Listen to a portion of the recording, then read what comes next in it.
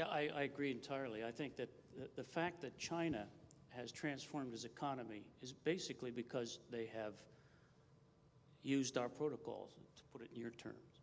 They wouldn't be near the manufacturer they were today unless they had learned the protocols. But the danger, I think, for us is the danger of protectionism is one danger. And that is when because of competitive pressure, we lose jobs in one area because of outsourcing or technology. And it's actually technology is the reason most jobs are lost in this country, not outsourcing, not foreign competition. There's more steel being produced in Northwest Indiana than ever, but they're using only 10% of the people to do it. That's not because of foreign competition. On the other hand, there is plenty of unfair foreign competition. So you have to have strong laws and trade laws to make sure that our intellectual property isn't stolen, to make sure that they don't use trade barriers. I think Deborah mentioned the GMO question in Europe as an example in her view of trade barriers. That's something we have to worry about. But the idea of other countries growing in prosperity as a threat to us, I think we would all agree that's not the right attitude to have. But if we don't latch on to that, if we don't participate in their growth through connections, through exports, through joint ventures, through partnership with those foreign companies, through all these mechanisms to link in, plug into that growth, then we're not using their growth to our benefit. And in fact, if you look at the emerging economies are going to be growing, are going to have a bigger part of the world economy in 10 years than the so-called developed countries. And then you look at our universities. If you asked our universities, which of your faculty, how many faculty are working in developing countries to help them solve major food problems, water problems? Again, Deborah said these enormous challenges. We have wonderful researchers working all over the world in these areas, in these emerging markets. I bet there'd be thousands of Indiana researchers that are plugged in to key areas of these emerging markets that could be used to bring Indiana to plug into that growth. So that's the danger. The danger is not that they're growing. The danger is we're not going to plug in and participate in that growth. Thanks, guys. That was well said. Now I'm going to ask my last question. I'm going to put it on you, Mark, first. What brilliant question did I not ask that you would like to answer? And then answer it.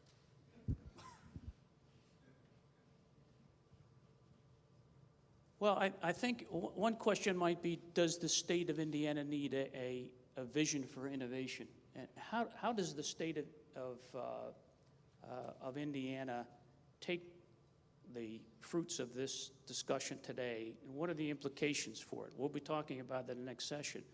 But I think the idea is, can we find the right balance between top-down, the dangers of top-down, but yet the benefits of a strategy? The state, in my humble opinion, seems to have a very sort of transaction-oriented, bottom-line-oriented approach to the area that I'm interested in, which is international. So the IEDC does very well at bringing new investment in, but at least I haven't seen an overall strategy in economic development for the state.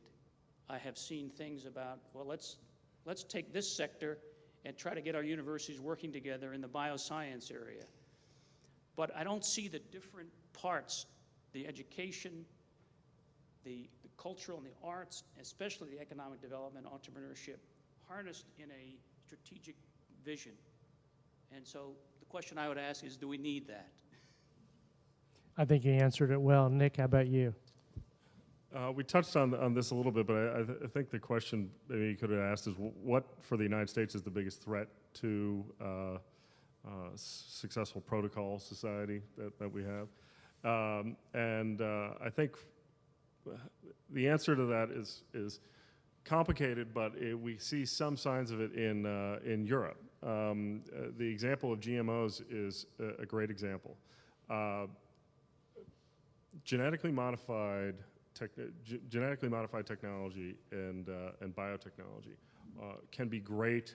Well, first of all, they have been part of this humanitarian success story that I mentioned earlier. The green revolution that's taken place in the developing world is because of Midwestern technologists who saw the power of genetic modification to increase yields and to feed the world. You have in Europe a wealthy society, one that is more interested now in sort of preserving the status quo, is mistrustful of change, and is increasingly mistrustful of technology, and you see this especially in the area of biotechnology. It is a non-trade, non-tariff barrier to trade. There's no doubt about that. The science on this is just not contested by people who actually know about it. And yet, you've seen Europe turn its back on this technology. Now, in a certain sense, that's good for the United States. On one level, it means that the U.S. will be the technology frontier in biotechnology if it continues to be open to open-ended technology, which is what biotech is. But there are signs in the United States that we're wealthy enough. We don't need the chaos of dynamic markets. Do we really need all this technology, all these changes? Can't we just keep things the way they are? And I think that's a potential long-run challenge, because that goes to the very heart of the entrepreneurial culture of the United States, which is, in my view, its most enormous asset. It's an intangible asset, but it is an incredibly valuable asset nonetheless. And that is something that I worry about, just because you see hints of it here and there. I mean, we could get a trade war over currency issues or something, but I think that's the thing that we need to stave off. And teaching our kids, this gets back to education, to be open to new ideas and new technologies, to embrace creativity and innovation is incredibly important. So the fact from the previous panel that we're not doing that in our schools gives me pause, but that would be the one that I'd be worried about. Thank you guys so much.